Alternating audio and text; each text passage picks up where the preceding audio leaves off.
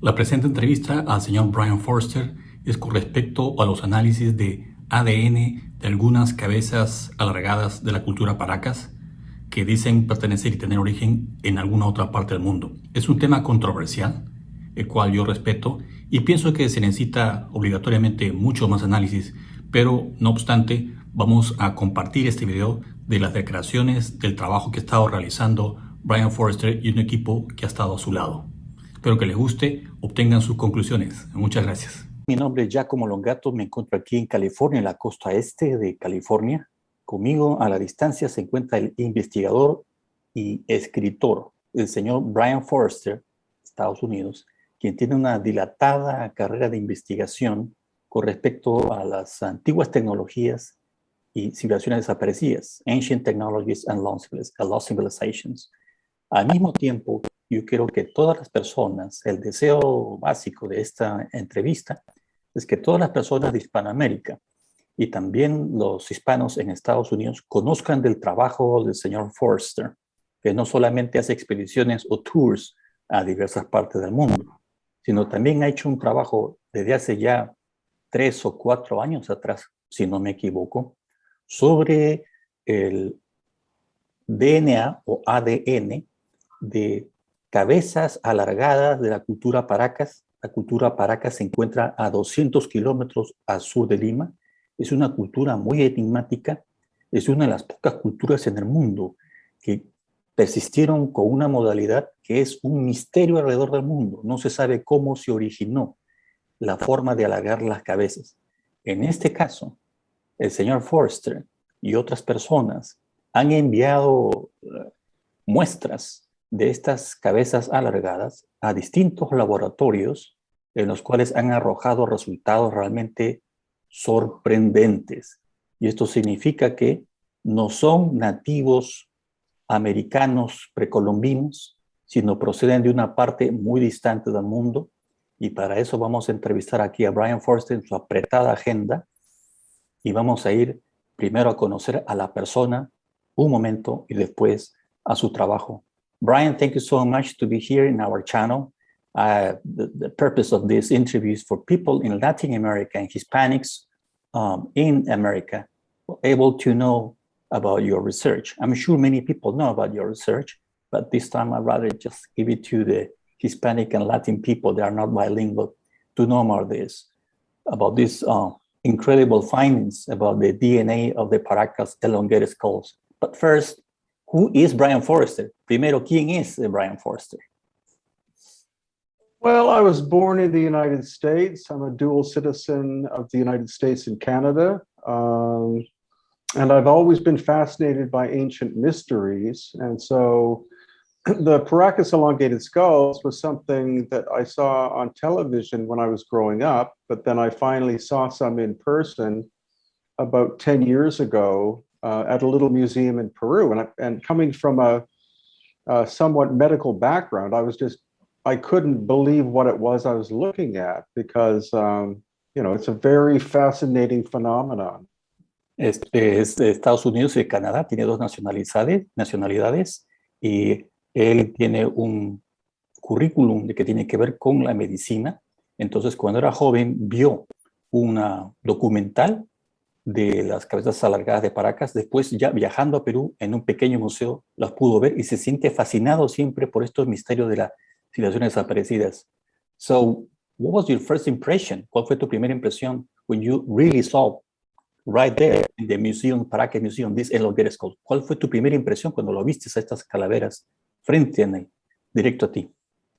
Well, there was a mummified elongated skull, and the director of the museum, Senior Juan Navarro, told me that it was an example of head binding and that was typical of the nobility of that culture. But cuando estuvo presente, el señor Navarro le dio la oportunidad de verlo y que era una forma típica de que se hacían estas modificaciones artificiales, pero también habían otros. Please continue. But the amount of deformation was so much, I couldn't believe that could be achieved by simple head binding, and that's what began my interest in the subject. Pero al parecer era que no solamente la deformación era tan precisa, tan diferente, que no podía ser solamente artificialmente modificada con un vendaje. Por eso inició su trabajo de investigación. Please.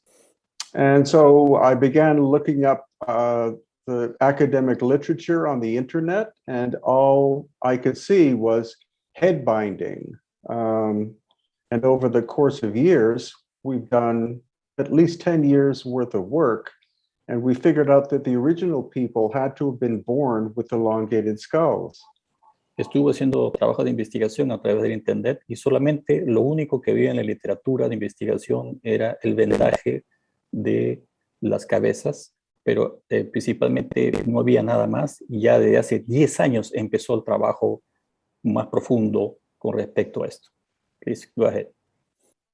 Over the course of years, I've had numerous medical professionals from the United States and other countries come and visit the museum and look at the 45 examples we have of these, and the ones that appear to be natural in shape, they all confirmed that this was not the result of head binding, but had to be some kind of genetic phenomenon. Durante estos años, muchos profesionales médicos han visitado el museo y los 45 muestras que existen en el museo no parecen ser solamente efecto de modificación artificial, sino alguna anomalía genética.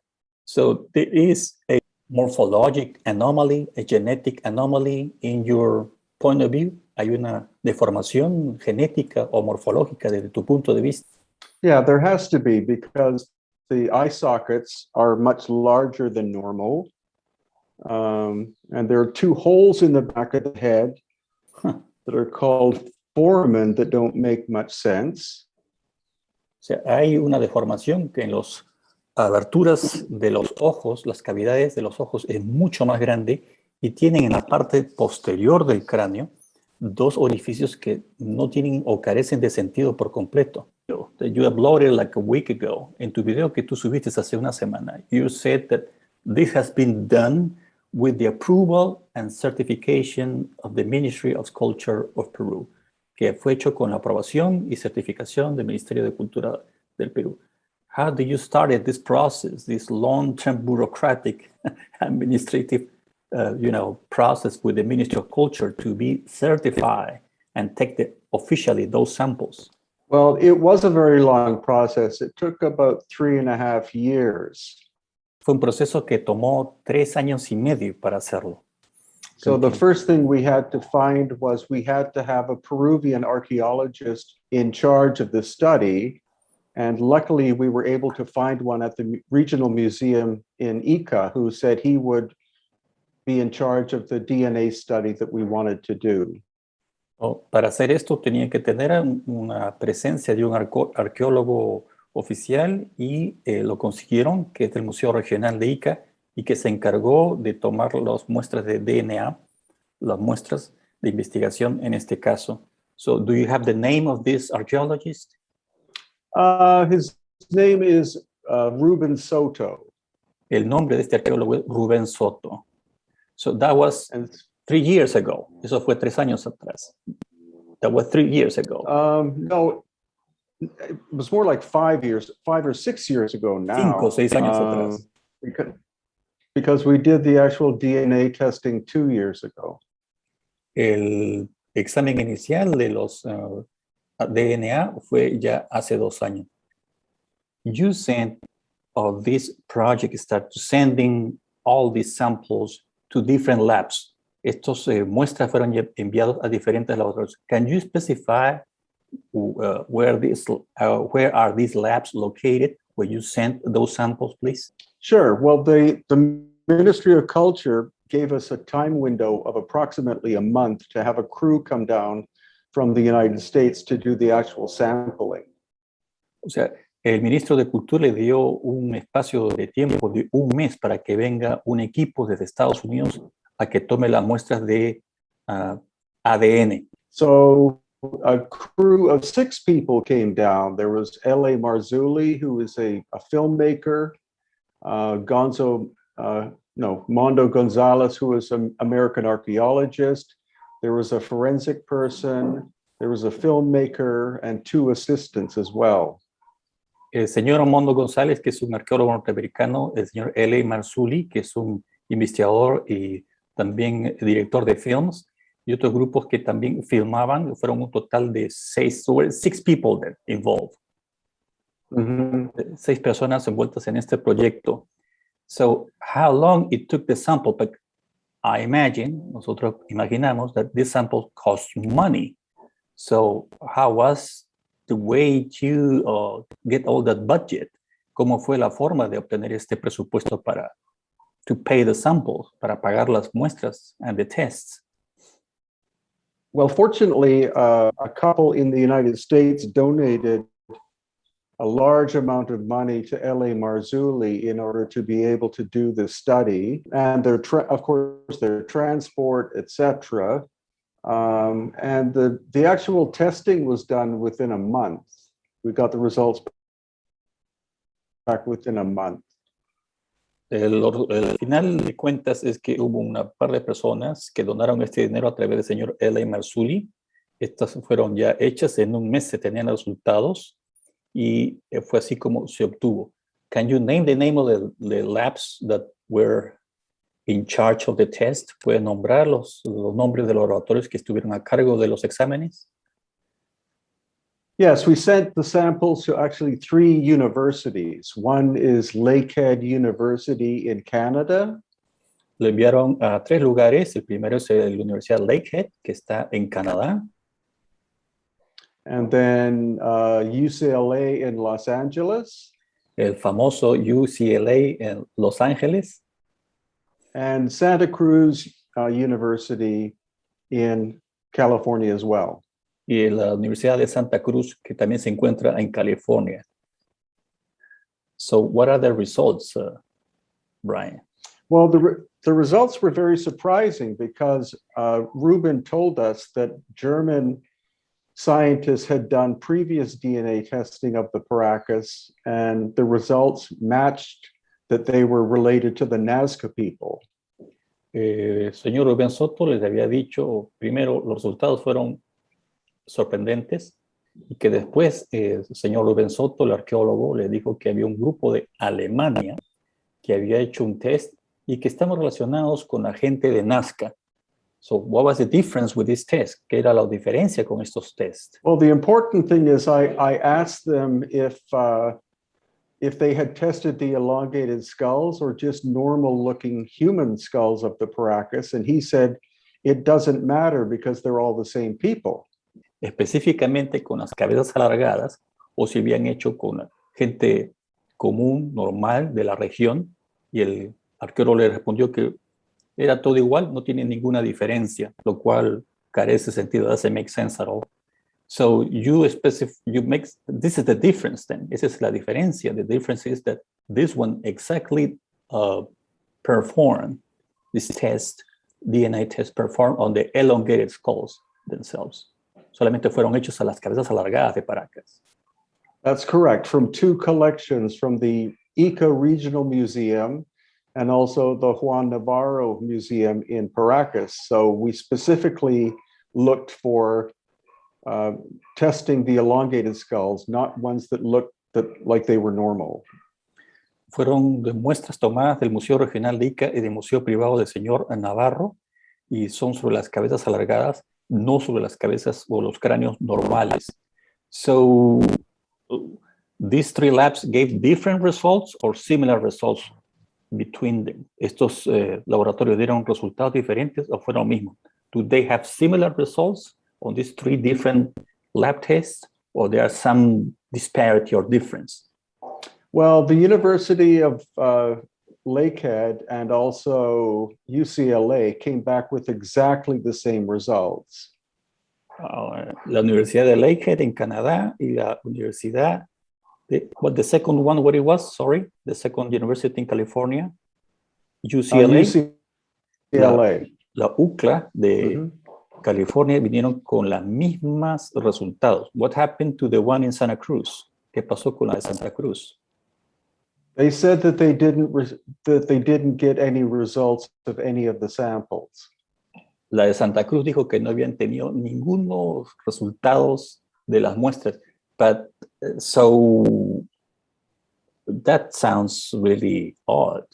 You send it to these results, these tests, the samples to the University of Santa Cruz, and they just reply and answer this way, that they don't have any results, they have no information at all. They just say, I think they were sent I think they were sent 30 different samples and they got no result, which makes me believe that when they saw what the results were, they didn't want to attach themselves to the results because it's very, very controversial results. It's a hot potato then. Very. O sea, parece ser que todo apunta, todo indica que los no quisieron hacerse cargo de las consecuencias of the results, de las consecuencias de los resultados, porque es un tema un tópico, una papa caliente, como se dice, es un tópico muy fastidioso. So, in your video, your statements are quite mind-blowing. En tu video, tus declaraciones realmente son para hacer volar la cabeza, saying that these samples have a genetically origin between, if I'm wrong, correct me, the Black Sea and the Caspian Sea. O sea, estas muestras que le enviaron. Yeah, that's correct. Dices correcto porque vienen desde los orígenes genéticos, vienen del Mar Negro y del Mar Caspio. Humans, some way, somehow, breed, and they was obliterated for some reason because they were a minority ethnical group que podrían haber sido eliminados porque eran una minoría étnica y tuvieron que emigrar. They were forced to migrate. What is your idea about this? Well, 3 of the skulls, there was Native American, but all of the others were not. And the other largest elongated skulls in the world are located in the Black Sea and Caspian Sea area. Algunos de estas muestras sí tienen un pasado que es nativo americano o precolombino, pero otras tienen sus orígenes en el Mar Negro y en el Mar Caspio, lo cual es completamente inimaginable. So, in other words, this is the first time that nobody else had these results then. Esta es la primera vez que nadie más tiene estos resultados. So, is this the first time? That's correct. The only one? Yeah, and then later we tested 2 other skulls more recently from the Paracas, and we got very similar results, that they were related to ones found around the Black Sea and Caspian Sea. Han vuelto a hacer otros análisis sobre las cabezas alargadas de Paracas y arrojan los resultados que son del Mar Caspio y del Mar Negro. Amigos, esta información es sorprendente. Brian Forster es la primera persona que está haciendo este tipo de exámenes sobre las misteriosas cabezas alargadas y tiene esta información que tiene que ser conocida. You need to know, you need to be informed about these results because slowly and surely changing history. Esto está lento pero seguro cambiando la historia porque vienen de lugares inimaginables. You cannot even fathom or imagine these elongated skulls from Paracas are coming from that area. So once you receive that, what is your, I'm sure you suspect that, but once you have the official results, estoy seguro que tú sospechabas, pero una vez que tenías los resultados oficiales, what do you think about this now, Brian?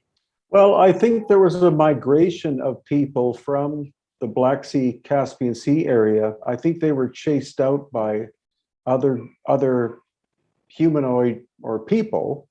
And if you study the wind and currents of the Indian Ocean and Pacific Ocean, they could have sailed from the Black Sea, Caspian Sea area to the coast of Peru. It is quite feasible. Es posible que esta gente haya sido perseguidos, ¿no? Y amenazados por otros grupos de humanos o humanoides y que si uno investiga las corrientes y los vientos del Mar Negro y también de esa área, es posible que hayan podido venir a través del Pacífico también. So, have you now that you have the results, there is any scientific research in that area? Because si hay una investigación científica en esa área, are they also, besides that, local museums, museos or researchers on that area, which is now Russia, Georgia, Tbilisi, is all these, according to the area, just to have an idea, guys, para que tengan una idea del área, it encompasses the regional area of Russia, Georgia, Armenia, Azerbaijan, Kazakhstan, Uzbekistan, and Turkmenistan. All those towns, all those countries, I'm sorry. Trae todos esos lugares de Rusia, Georgia, Armenia, Azerbaiyán, Kazajstán, Uzbekistán y Turkmenistán. Are you looking forward to do some research over there? ¿Estás buscando en el futuro hacer una investigación en esa zona? I'd love to. Unfortunately, there's been very little research in that area. I know there are some museums that contain the skulls, and the skulls look exactly the same as the bracas. ¿Le gustaría hacer investigación? Hay poca investigación al respecto. Hay museos y los cráneos son exactamente los paracas. Have you sent any information or exchanged information with the directors of those institutions, sending, look, I got these samples from Paracas, there you have a copy? ¿Les has enviado una información de estas muestras a algún director de estas instituciones que tienes estas muestras de Paracas y se las ha enviado a esas regiones? Or are you planning to send? Go ahead.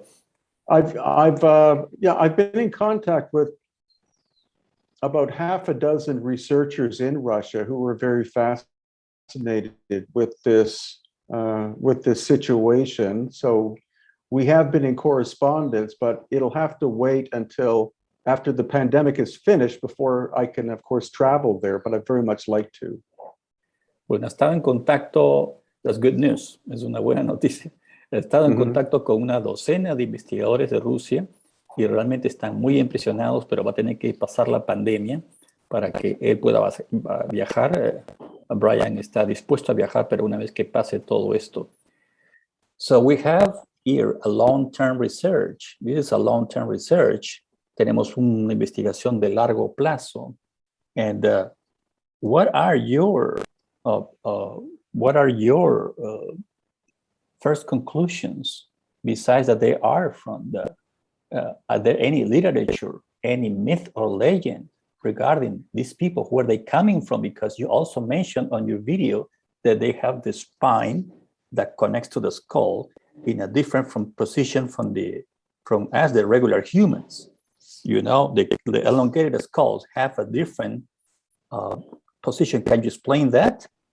¿Nos puedes explicar por qué las paracas, cabezas de paracas tienen la columna que conecta, la espina que conecta con el cráneo en una posición completamente distinta a la del humano común? Please, Brian. Well, it's called the foramen magnum. That's where your spinal column enters the bottom of your skull. Es llamado el magnum foramen y es de donde se conecta con el cráneo de la cabeza de los seres humanos. And in the original elongated skulls, it's a full 2.5 centimeters back from where it should be. Y en las cabezas alargadas son 2,5 centímetros hacia atrás de donde debería estar. So that means to balance the weight and the size of the skull. Eso era para equilibrar el peso y el equilibrio del cráneo. Do you have any other, besides Paracas and that Euro-Asian region, any other place is that known that they have another group of skulls, elongated skulls in the world? Do you have any other tip? Well, cranial deformation has been performed in many different cultures, but Peru and Bolivia have an amazing number of elongated skulls, much more, that appear to be natural looking. Hay muchos lugares del mundo se han alargado las cabezas, pero las de Perú y Bolivia tienen una enorme cantidad que parecen ser más que todo naturales. I can't believe what you're telling me. I mean, I like what you're telling me. I'm really surprised. Estoy realmente sorprendido lo que me está diciendo. I never imagined that. I've been in Paracas, I've been in Nazca, I've been traveling in those areas. I think we share the same topic about ancient technology and lost civilizations, but I never ever thought about this. Nunca he pensado sobre esto, a pesar de que tenemos similares inclinaciones en investigar civilizaciones desaparecidas y antiguas tecnologías. So what is the next step, Brian? ¿Cuál es el próximo paso in your research? What is the next step in your research regarding the elongated skulls? Well, I happen to live in Paracas, so I live less than half an hour drive from where the largest elongated skulls in the world have been found, which is fortunate for me. Such a coincidence of your destiny, right? It's like for some reason. It seems to be. And so I'm because I'm in the area, there are people who find these skulls, private people who find them. So I'm hoping to just continue my study. The other important thing is the Paracas, who were the nobility, were naturally red-headed people too. They weren't black-haired like Native American people. So that's another genetic thing to take into consideration. Bueno, por alguna razón, Brian Forster vive en Paracas, vive solamente a media hora donde están los principales lugares arqueológicos, los museos, y también tiene conexión con gente privada que hace este tipo de investigaciones o excavaciones, y menciona que los Paracas tenían el cabello pelirrojo, muy diferente. La nobleza Paracas tenía el cabello pelirrojo muy diferente al cabello común negro de los nativos americanos. So what are the reasons you are living in Peru? What makes you live in Peru? ¿Cuál fue la razón de estar en Perú? Many different reasons. I guess the commonality is the first time I came to Peru, I felt very much home here. And because it's such a fascinating country historically, I decided to move to Peru, and I've been here for, I guess, the last 12 years now. Wow. Bueno, por diferentes cosas y razones, siempre se sintió en Perú como en su casa, ¿no? Y eso le dio el motivo de venirse a vivir aquí, allá a Perú, y tiene 12 años viviendo en Perú. So you're practically Canadian, American, and Peruvian as well. Tú prácticamente eres canadiense, peruano y norteamericano también. You have the That's how I feel. Okay, that's very nice. So, regarding other mysteries, acerca de otros misterios, you know there is so much coincidental technology in different scale between Egypt and Cusco. Hay una diferencia, también diferencia entre y similaridad. Uno es Egipto, otro es Cusco, pero hay una similaridad en la tecnología. What do you think is this about? There was a lost civilization with everybody talk about Atlantis quote or Lemuria quote. Había una civilización desaparecida llamada Atlantis o Lemuria, please. Well, it's obvious. If you visit the city of Cusco, I did so on the first day I was there. I saw what was called Inca stonework, and then I saw work that I knew that the Inca could not do because we can't do it today.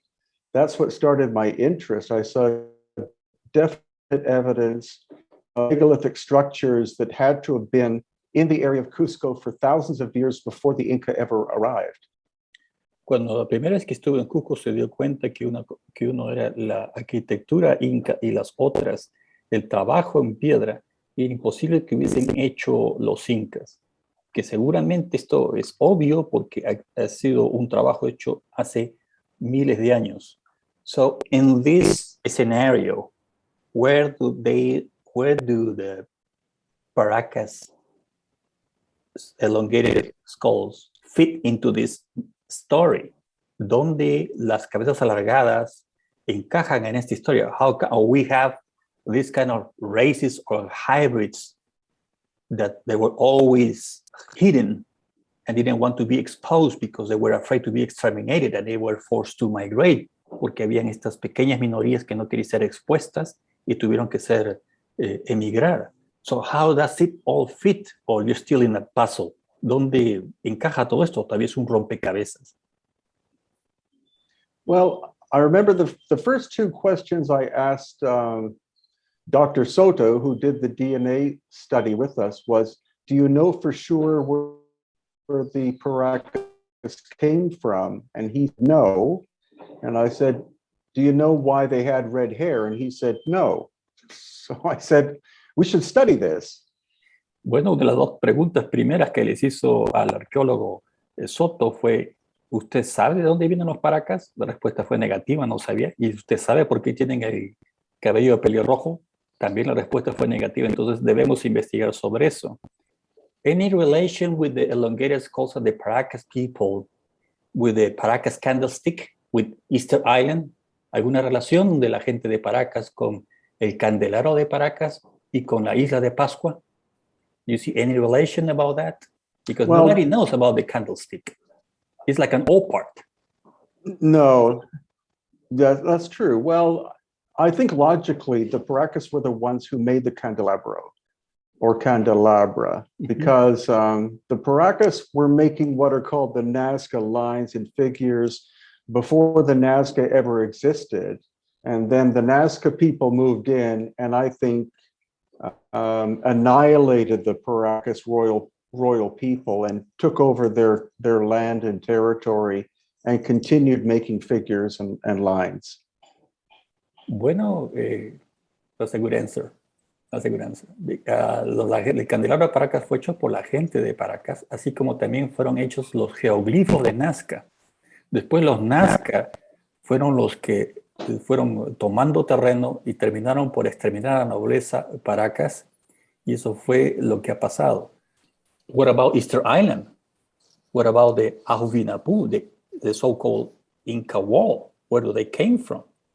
Well, good point. I've been to Easter Island 3 times. The first time I went, I brought a copy of a Paracas elongated skull with me and gave to a lady of nobility, and she said, those people used to live here too.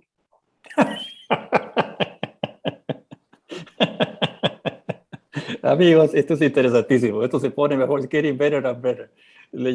Fue a la isla de Pascua, ha estado 3 veces en la isla de Pascua, llevó un cráneo alargado ahí, le entregó a alguien de la nobleza de la isla de Pascua y le dijeron, esta gente solía vivir acá. O sea, so that means a way to before they reach un lugar antes de que llegaron a Sudamérica, before they reach the South American coastal region, these Paracas sailors were first settled on Easter Island. It's quite possible. And as you mentioned, there are megalithic structures on Easter Island that do not fit in with Polynesian style of construction. So there were definitely profound stonemasons on Easter Island long before the Polynesians were there as well. Just like in Cusco, you know, the same thing. The very advanced civilization was there before the Inca appeared. Efectivamente, los trabajos de megalíticos que hay en la isla de Pascua no tienen nada que ver con los trabajos de la Polinesia, lo mismo que hay estas obras megalíticas también en Cusco que no tienen nada que ver con los incas. So that also, I've been in Easter Island years ago, and I have the opportunity to talk with Claudio Cristino, one of the Chilean authorities. In that time, he was based in Easter Island, the head of the Department of Anthropology and Archaeology. Estuve un tiempo en la isla de Pascua y pude hablar con Claudio Cristino, director de antropología y arqueología de la isla de Pascua. And when I asked him about the Ahu'vinapu, in front of the Ahu'vinapu, I said, "This looks Inca." He said, "Yes, it does look Inca, but there is no oral tradition, there's no one textile, there's no any ceramic regarding the Incas arriving to Easter Island." So, me dijo que no había ninguno textil, ninguna cerámica, ninguna tradición oral de Incas que habían llegado a la isla de Pascua. But they don't want to talk about that. They don't want to mention that unless you just have an off-the-record conversation.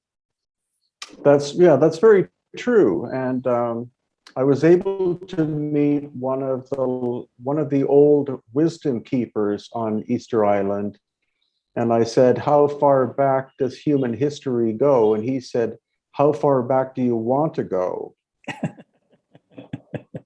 Estuvo con uno de los personajes de mayor sabiduría y antigüedad de la isla de Pascua y le preguntó la historia, la cronología de la isla de Pascua, cuán antigua es, y le respondió, ¿qué antiguo tú quieres que yo vaya?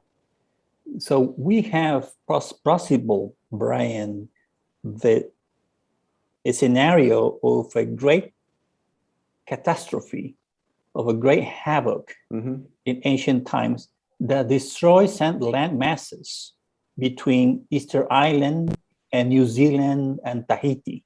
Probablemente hubo un gran desastre que destruyó masas de tierra que estaban ubicadas entre Tahiti, Nueva Zelanda y la isla de Pascua. Do you believe that is possible? That was possible? And those settlements have to go to find new land that they found in South America? It could very well be. We know that the sea level of the oceans rose about more than 100 meters over the course of 1,000 years between 13,000 and 12,000 years ago. So that sea level rise would have caused displacement of a lot of civilizations living anywhere near the coast. Bueno, so you said 1,300 years ago? Between 13,000 and 12,000 years ago. Okay. Hace 13,000 o 12,000 años hubo un movimiento del mar que subió el nivel del mar unos 100 metros a nivel mundial, lo cual pudo haber causado el desplazamiento de muchos lugares que eran habitados. So it's well known, es muy conocido that you also offer tours, que tú también ofreces tours a diversos lugares. So exactly what you do is what we used to call, when I used to work for the Department of Tourism in Peru years ago, my job was to do non-traditional tourism. Mi trabajo fue hacer turismo no tradicional. So you do practically the same, but in practice. So you have a specific places you're taking people now. We are not in the typical touristic route or touristic, offers or services. So you have a specific places that you're taking people to different parts of the world. Can you tell us more about that, please? Sure. Well, in Peru, for example, we take people to all of the, famous places, but we don't present them in a standard way. So, of course, we go to Paracas and Nazca and Cusco and Lake Titicaca, and also into Bolivia at Tiwanaku and Pumapunku. Bueno, sí, él lleva a la gente a los lugares que son conocidos y a diversos lugares que tienen que ver en Cusco, en el lago Titicaca, en Bolivia y en Pumapunku, y les muestra estos lugares. Le pregunté esto porque él ofrece tours a diversas partes del mundo. Yo trabajé en un momento dado en el departamento de turismo y también mi trabajo era sobre turismo no tradicional. But you're also taking people to Egypt, and you're also taking people to even to other places. Can you explain a little bit more about that, your travels to Egypt, which are fascinating, I'm sure? Sure. Yeah, I'm going to Egypt October the 1st with a large group, which is good. And then sometimes Lebanon and Jordan and Easter Island occasionally. So different places that mainly have ancient megalithic structures. Sí, él lleva gente a Egipto, a Malta, a la isla de Pascua, a Líbano o Jordania. So you take people to Petra. Los lleva a Yes. Petra también, definitely. Okay. Y ocasionalmente también a la isla de Pascua. What is your next research? Are you planning to write, because Brian has written several books in English. Brian ha escrito muchos libros en inglés. But do you have any other book in mind? ¿Tienes algún libro en mente? Do you have another project related to the elongated skulls to be written, to be published? Not about the elongated skulls yet, but when I go back to Egypt, I plan to write another book basically called Before the Pharaohs, to present the evidence that the Great Pyramids and other ancient sites in Egypt were found by the pharaohs, not built by them. Bueno, piensa, no va a escribir sobre las cabezas alargadas, pero piensa a escribir sobre otro libro titulado Antes los faraones, en las cuales va a explicar por qué los egipcios encontraron, los egipcios históricos encontraron estos monumentos, estas pirámides ya construidas. So there is a message behind this. There is a message, that there was a civilization, humans like us, loving, hating, in war, in friendship, traveling 1,000 years ago. Había un mensaje detrás de esto, porque había una situación que también se odiaba, se amaba, viajaban. So, for you, after all these years of research, para ti con todos estos años de investigación, what is the message you have found doing this research? What is that made you think to develop a philosophical perspective about life and the future of this planet? ¿Cuál es tu perspectiva filosófica de todas estas investigaciones sobre el futuro del planeta? Well, we've only been given part of our history, no matter where you go. So the history of advanced civilization goes much farther back in time than what we've been told. Bueno, nosotros nos han dado una parte de la historia en las cuales no es completa. La historia de las civilizaciones va mucho más allá de lo que nosotros nos han dicho y nos han enseñado. So these are amazing times. We're right now witnessing slowly but surely change of history, of humankind history, for sure. Estamos viendo un lento pero seguro cambio de la historia de la humanidad. So, and you have the opportunity to tener la oportunidad to be in Paracas and to be close to those places. It's really highly coincidental, Brian, just to say the least. Es muy coincidente que tú vivas muy cerca de Paracas. Well, it is amazing. It's, again, Peru fascinated me from the first day I arrived here 15 years ago. And I just decided that this is where I should live. And I've been given all of these great opportunities to study the elongated skulls and the megalithic sites. And I've met experts in Cusco, local people who agree with what I believe. Bueno, realmente es sorprendente que yo tenga la oportunidad de vivir acá. Tengo 15 años viviendo en Estados Unidos. Perdón, tiene 15 años viviendo en Perú. Y se siente muy, muy bien. Y he tenido la oportunidad de conversar con expertos en Cusco que están de acuerdo con su trabajo. That's one thing thanks you mentioned this, because off the record, when you have a conversation with Cusco, people from Cusco, from tour guides, some of them are historians, some of them are archaeologists. Algunos de estos guías de turismo de Cusco son historiadores y arqueólogos, and they know about this. They know about these millimetric cuts. They know about this, whatever, even geopolymer. Maybe is that the case? They know about this, but they don't want to talk about this. They don't want to go against the official consensus. No quieren ir en contra del consenso oficial, pero sí saben de eso. Am I right? Mm-hmm. Oh, definitely. And that's what I enjoy the most is the more I go back to Cusco, I meet local people who come up to me to your youth video. I'm amazed at how old and complicated these places are. They had no idea. Bueno, que se sorprende cada vez que va a Cusco y puede ver y estar en contacto con estas personas que ellos mismos también se sorprenden que no conocían qué antiguo y sorprendente puede ser este lugar. That happened to me also a couple of times that I've been shown official tour guides. Yo he mostrado oficiales de guía de turismo some places and some special cuts done with unknown technology that they don't even know. They don't even know. They don't. If they know, they don't want to even. That's another hot potato there.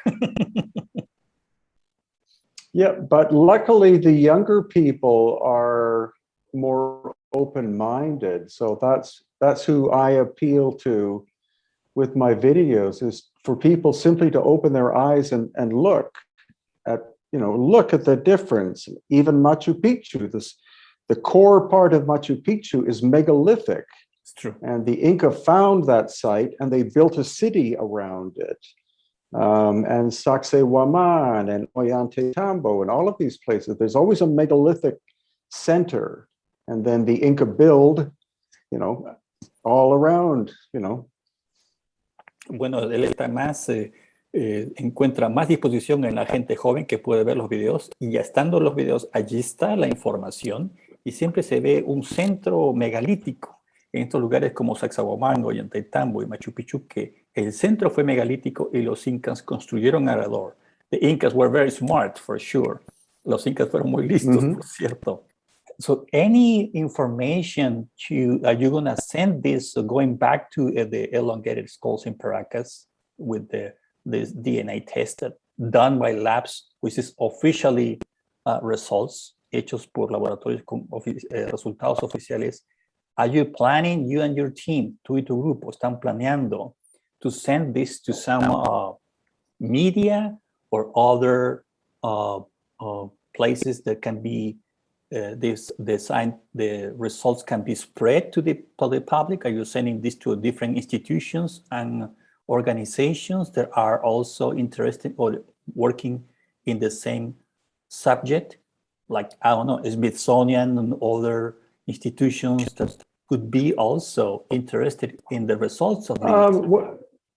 Well, all of that information is free on the internet, free on YouTube for anyone to access. So I used to deal with academics, but now I simply present what I sold and let them figure out what it is they're looking at. Okay. I would like to do future DNA testing, but but we have studied 20 elongated skulls so far. That's quite a good number. Bueno, ya he tratado antes con la academia y ahora simplemente toda la información está en el internet, está en los videos, está abierta para todos, y que ya he hecho, piensa hacer más investigación sobre con más muestras de DNA. Lo que ha hecho a la fecha son 20 muestras, lo cual es bastante. So who is part of your team? Because that means it's also a group of people behind you. ¿Quién es la parte de tu grupo, the team, the people that work close to you, besides L.A., Marzulli, and others? There might be some other people besides the archaeology that you mentioned here in America. Are there other people also supporting your project? Are there other people also, or you just by yourself, Brian? At the moment, it's just me, but I think in the future there will be more interest, more possibility of financing future studies, and so yeah, I'm looking forward to many more years of studying these subjects. Bueno, al momento es solamente él, y que busca en un futuro tener la oportunidad de otras personas, de seguir investigando y que otras personas se unan a él en el futuro. Well, I'm really glad that we have this conversation, and I really appreciate your time. And this is still, I'm surprised by the findings and the results of the elongated explosive Paracas. Todavía estoy sorprendido de las informaciones y de los resultados. So you have a link with all the paperwork of the DNA test that people can find it, or you are saving it for only other researchers. Tienes un enlace donde estás mostrando los documentos o solamente lo estás guardando para algunos investigadores. No, all of the DNA testing results are in my book called Beyond the Black Sea, available at Amazon in ebook and paperback. La información están en los libros que están en Amazon, Más allá del Mar Negro, y que también lo tienen en ebook y pueden ver los resultados del trabajo allí. Brian, thank you so much for your time. I think we've been talking almost more than an hour, and it takes more time doing the interpretation, in Spanish back and forth into English. Así que toma mucho tiempo y agradezco a Brian por su investigación. Do you have any final words for the people that are listening to you right now? ¿Tienes algunas palabras finales para la gente que te está viendo en este momento?